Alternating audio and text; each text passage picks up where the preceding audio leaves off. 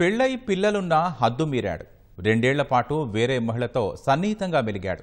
పార్కులని షికారులకని చెట్టాపట్టాలేసుకుని తిరిగారు. ఆ తర్వాతే అసలు కథ మొదలైంది.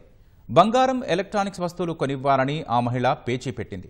పోరు పడలేకపోయిన ఆ వ్యక్తి పథకం వేసి మరీ దారుణానికి ఒడిగట్టాడు. మహిళతో పాటు అభంశుభం తెలియని చిన్నారుల ఉసురు తీశాడు.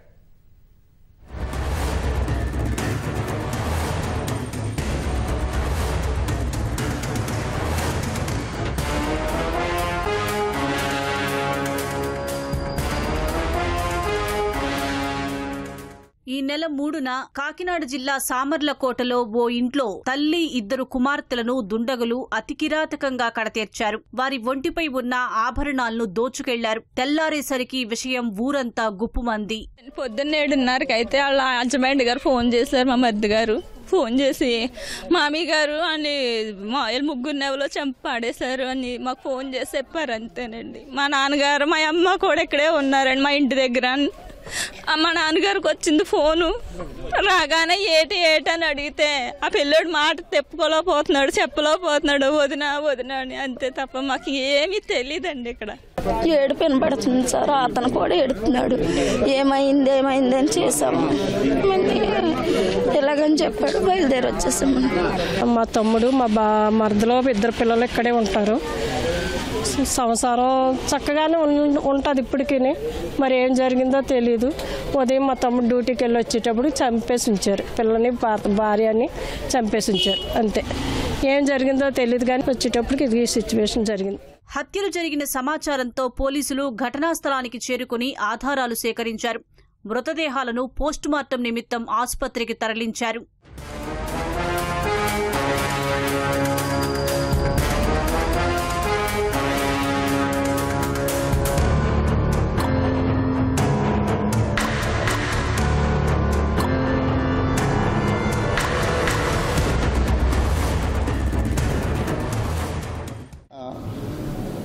ఆగస్ట్ సండే రోజు పొద్దున్న ములపర్తి మాధురి గారు, ఆవిడ 2 పిల్లలు ఇంట్లో చనిపోయి పడిపోయినట్టుగా ఆమె హస్బెండ్ వచ్చి పక్కన నెయిబర్స్కి చెప్తే నెయిబర్స్ పోలీస్ కంప్లైంట్ చేయడం జరిగింది. వెంటనే పోలీస్ సీన్ విజిట్ చేసి అక్కడ చూడగా మాధురి గారు, అట్లనే ఆమె 2 డాటర్స్ పుష్పకుమారి గారు, అట్లనే జెస్సీ లోనా గారు, వీళ్ళిద్దరు పిల్లలు 6 years and 8 years, వాళ్ళందరూ రక్తపు మడుగులో పడిపోయి ఇంట్లో ఉండగా కనిపించింది. సీన్ విజిట్ చేసిన తర్వాత ఫోరెన్సిక్ ఎవిడెన్స్ అంతా గ్యాదర్ చేయడం జరిగింది. అక్కడ ఏదైతే బ్లడ్ శాంపిల్స్ ఉన్నాయి, వాళ్ళు ఏ స్టేట్లో ఉన్నారు అనేది చూసి ప్రైమరీగా అక్కడ స్ట్రగుల్ ఏం కనిపించలేదు. సో ఎవరో తెలిసిన వాళ్ళే చేసుంటారు అని సస్పెక్ట్ చేశాం మేము. దర్యాప్తు క్రమంలో పోలీసులకు సురేష్ అనే వ్యక్తిపై అనుమానం వచ్చింది. ఆ దిశగా ఆధారాలు సేకరించగా మరిన్ని వివరాలు బయటపడ్డాయి. ఫస్ట్ కాల్ డేటా తీసుకున్నామండి. ఆ కాల్ డేటాలో అతను ఆ ఇంటికి దగ్గరగా వచ్చినట్టుగా ముందు పరిచయం ఉందని ఓరల్ ఎంక్వైరీస్లో, అట్లనే హ్యూమన్ ఇంటెలిజెన్స్ ద్వారా తెలిసింది. పరిచయం ఉందని తెలిసిన తర్వాత ఇతను ఏమైనా ఇక్కడికి వచ్చాడా అని కాల్ డేటా తీసుకోవడం జరిగింది. మొత్తం ఒక 1044 కాల్స్ ఉన్నాయండి వాళ్ళిద్దరికి మధ్యలో.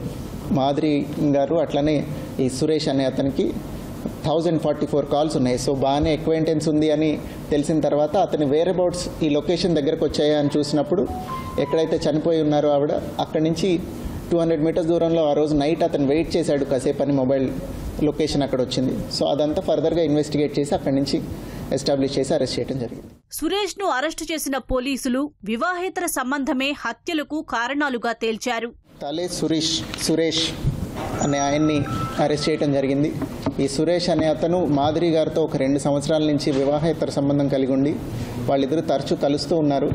ఒక 2 సంవత్సరాల్లో ఒక 7 లక్షల రూపాయలు ఆమె నిమిత్తం, ఆమె కుటుంబ సభ్యుల నిమిత్తం ఖర్చు చేసినట్టుగా చెప్తున్నాడు అతను.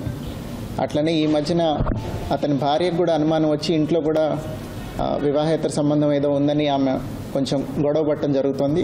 అదే బ్యాక్గ్రౌండ్లో మాధురి గారితో కూడా కొంత గొడవ పడుతూ ఉన్నాడు.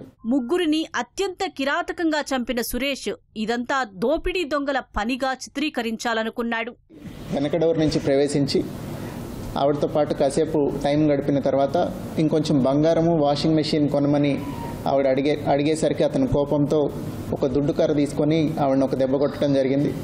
కొట్టిన తర్వాత ఆవిడ కింద పడిపోయిన శబ్దానికి పిల్లలు లేచేసరికి వాళ్ళు ఎక్కడ ఐ విట్నెస్లు అవుతారు అని వాళ్ళిద్దరిని కూడా కొట్టేసి అక్కడి నుంచి వెళ్ళిపోయాడు. ఎప్పుడైతే అతన్ని అరెస్ట్ చేశామో 7వ తారీఖున షుగర్ ఫ్యాక్టరీ దగ్గర అక్కడ అతని లారీని కూడా సీజ్ చేయడం జరిగింది.